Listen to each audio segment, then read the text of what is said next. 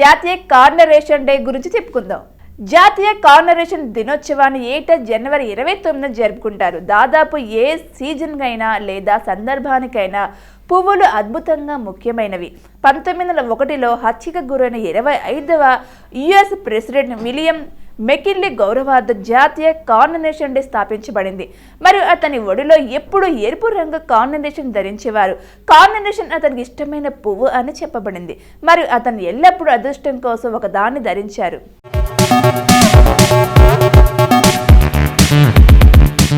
Red కార్నరేషన్ day అని కూడా పిలువబడే నేషనల్ కార్నరేషన్ డే అధ్యక్షుడు విలియం మెకిన్లీ జ్ఞాపకార్థం స్థాపించబడింది. అతను చాలా సంవత్సరాల క్రితం జనవరి 29న జన్మించాడు మరియు అతను తరచుగా తన ఒడిలో ఒక దానిని ధరించడం వలన కార్నరేషన్ల పట్ల అతని ప్రేమకు ప్రసిద్ధి చెందాడు. మెకిన్లీ యొక్క ప్రఖ్యాత కార్నరేషన్లు కొంతకాలం కొనసాగాయి. అతని రాజకీయ జీవితంలో పుష్పం చాలాసార్లు కనిపించింది. ఇదంతా 1876లో రిపబ్లికన్ టెక్టైట్ ఓహియోలో కాంగ్రెస్కు పోటీ చేస్తున్నప్పుడు ప్రారంభమైంది.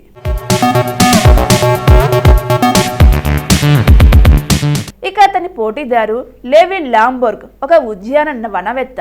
అతను ప్రకాశవంతమైన స్కార్లెట్ కార్నరేషన్లు పండించాడు. అతను లాంబోర్గ్ రెడ్ అని పేరు పెట్టాడు. కాబట్టి అభ్యర్థుల మధ్య చర్చలకు ముందు లాంబోర్గ్ మెకిన్లీకి తన కార్నరేషన్లో ఒక దాన్ని ఇచ్చాడు.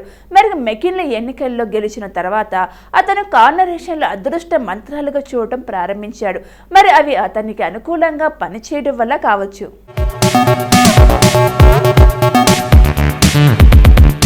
1528 భారతదేశంలో మొఘల్ సామ్రాజ్య స్థాపకుడు బాబర్ మేవార్ రాణా సంగరాజును ఓడించి చందేరి కోటను స్వాధీనం చేసుకున్నాడు. 1880 భారతదేశం మొదటి వార్తాపత్రిక హిక్కీ గెజిట్ లేదా బెంగాల్ గెజిట్ లేదా కలకత్తా జనరల్ అడ్వైజర్ కోల్కతా నుండి ప్రచురించడం ప్రారంభించింది.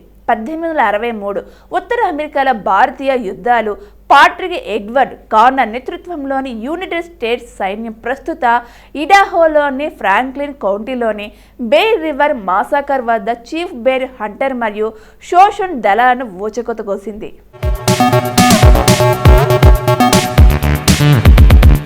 1979 2 ఇంజిన్లు కలిగిన భారతదేశం మొట్టమొదటి జంబో రైలు తమిళనాడు ఎక్స్ప్రెస్ న్యూఢిల్లీ స్టేషన్ నుండి మద్రాసు అంటే ప్రస్తుతం చెన్నైకి మళ్లించబడింది. 2006 భారత fast bowler Irfan Pathan test క్రికెట్లో తొలి ఓవర్లోనే హ్యాట్రిక్ సాధించిన తొలి బౌలర్గా నిలిచాడు.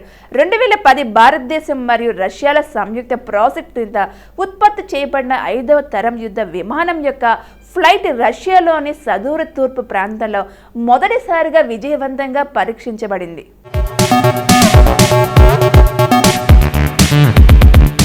1991 గల్ఫ్ యుద్ధం కాఫ్దీ యుద్ధం యొక్క మొదటి ప్రధాన భూ నిశ్చితార్థం అలాగే దాని అత్యంత ఘోరమైన యుద్ధం ప్రారంభమైంది. 1992 LPGA women's camper golf open ఛాంపియన్షిప్ను డాన్కో గెలుచుకుంది. 1996 ప్రపంచ కప్ క్రికెట్లో వెస్టిండీస్ను కెన్యా 93 పరుగులకే అవుట్ చేసి ఆటగాళ్లను ఓడించింది.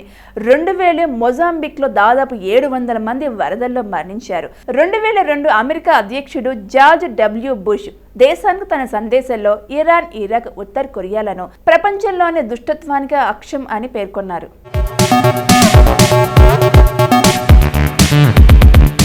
2004 16వ అకాడమీ అవార్డు ఆస్కార్ వేడుకల్లో సీన్ పెన్ మరియు Charlize Theron, Billy Crystal host, Lord of the Kings వంటి 11 నామినేషన్లు స్వీప్ చేస్తూ లీడ్ యాక్టింగ్ అవార్డులను గెలుచుకున్నారు. The Return of the King 2009 ప్రభుత్వ గుర్తింపు పొందిన 3 మతాలలో ఒకదానికి కట్టుబడి ఉండని వ్యక్తులు కూడా ప్రభుత్వ గుర్తింపు పత్రాలను స్వీకరించడానికి అర్హులని ఈజిప్ట్ సుప్రీం రాజ్యాంగ న్యాయస్థానం తీర్పు చెప్పింది. 2012 ట్యూమర్తో బాధపడుతున్న వెనెజులా అధ్యక్షుడు హూగో చావేజ్ కటి నుండి కణితిని తొలగించిన తర్వాత కోలుకున్నారు.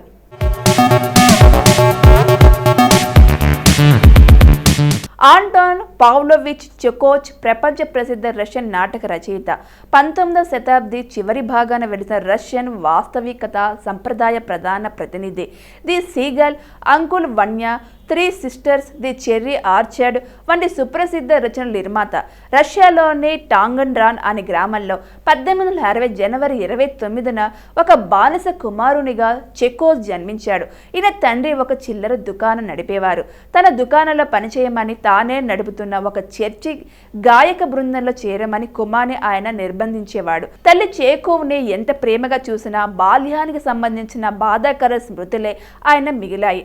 అతని అనంతర రచనలలో చాలా వాటిలో అనుభవాల ప్రతిధ్వనులే వినిపిస్తాయి.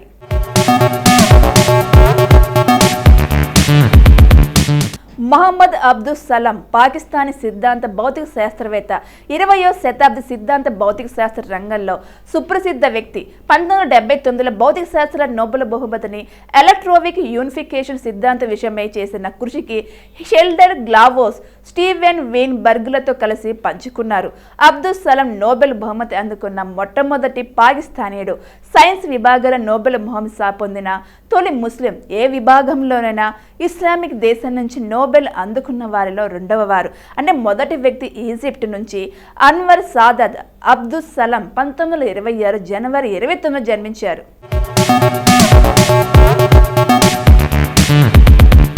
వేటూరిగా పిలువబడే వేటూరి సుందరరామూర్తి సుప్రసిద్ధ తెలుగు సినీ గీత రచయిత.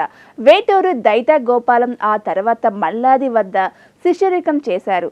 తొలినాళ్లలో పాత్రికేయునిగా పనిచేసిన వేటూరి కె విశ్వనాథ్ దర్శకత్వం వహించిన ఓ సీత కథ ద్వారా సినీ రంగ ప్రవేశం చేశారు. తర్వాత కొన్ని వేల పాటలను రాశారు. వేటూరి సుందరరామూర్తి 8 నంది అవార్డులతో పాటు మొత్తం 14 అవార్డులు, ఒక జాతీయ పురస్కారం అందుకున్నారు. తెలుగు పాటకు స్త్రీశ్రీ తర్వాత జాతీయ ఖ్యాతిని ఆర్జించి పెట్టింది వేటూరియే. వేటూరి సుందరరామూర్తి 1936న జనవరి 29న కృష్ణా జిల్లా మోపిదేవి మండలం పెదకల్లేపల్లిలో జన్మించారు.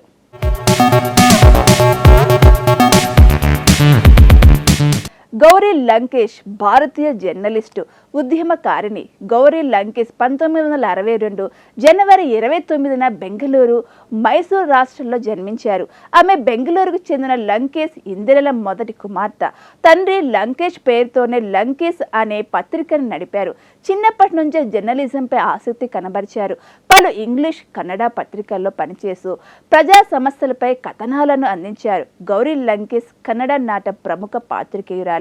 మితవాదులు, హిందుత్వవాదులపై లౌకిక కోణంలో విమర్శలు చేసే పాత్రికేయురాలుగా ఆమె ప్రసిద్ధిగాంచారు.